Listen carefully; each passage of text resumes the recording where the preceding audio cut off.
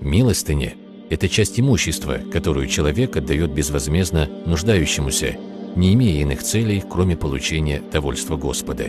Если говорить о значимости милостыни в религии ислам, о том, какое значение ей придают мусульмане, то следует упомянуть, что к этому благому деянию побуждают как аяты священного Корана, так и изречения пророка Мухаммада, алейхиссаляту вассалям. Какую же из милостыни мусульмане считают самой ценной? Посланник Божий, саллаллаху алейхи вассалям, упомянул, что самой лучшей милостыней является непрерывная милостыня, а поить водой живых существ, людей, животных или же птиц, является одним из видов непрерывной милостыни. От Абу Хурайры, да будет доволен им Аллах, передается, что пророк, алейхиссаляту вассалям, изрек: «Нет милостыни более вознаграждаемой, чем вода, которой поят кого-либо». Хадис передал имам Аль-Байхакки. В другом изречении говорится: «Наилучшая милостыня – поение людей водой». Хадис передали имама Ахмад, Абу Дауд, Ан-Насаи и Ибн Маджа.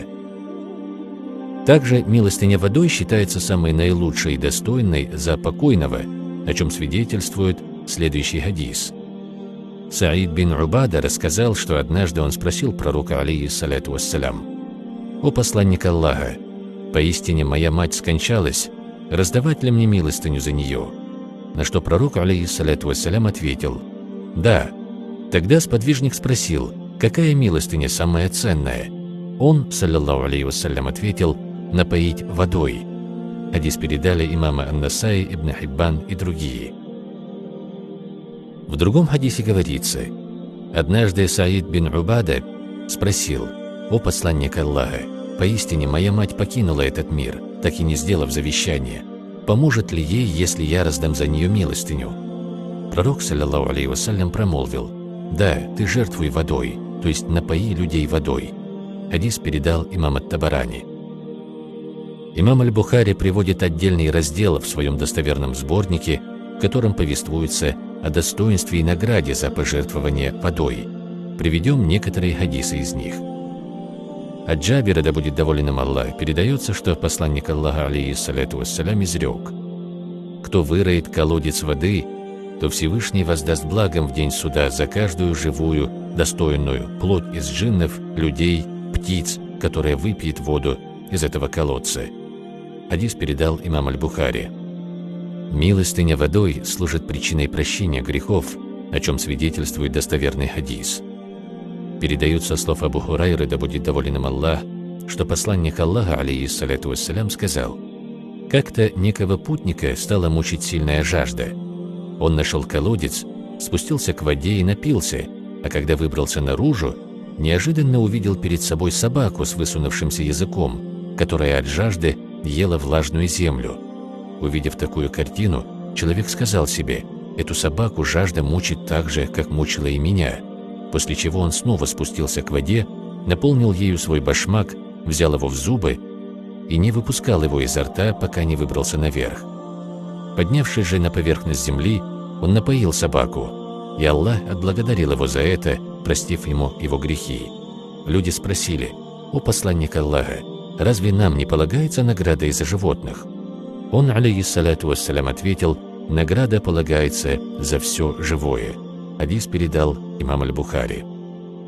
Ученые и богословы говорят: если этот поступок в отношении собаки послужил причиной прощения грехов, то что сказать о тех, кто будет поить верующих людей? Ибн Аббаса, да будет доволен им Аллах, спросили: какая самая ценная милостыня? На что он ответил: вода. Разве вы не видите, что когда обитатели ада обращаются за помощью к обитателям рая, они просят следующее: дайте нам воды или что-нибудь из того, чем наделил вас Аллах, из доброй пищи, одежды и других благ?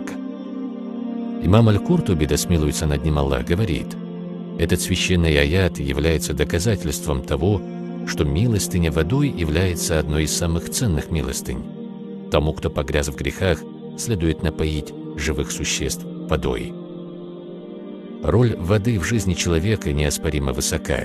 Она служит основой для функционирования всего организма.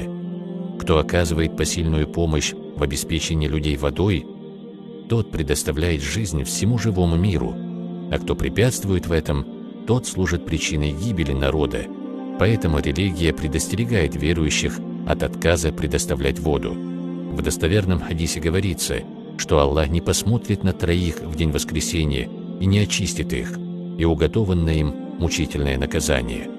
Одним из них является человек, имевший излишки воды у дороги и отказавший предоставить воду путнику.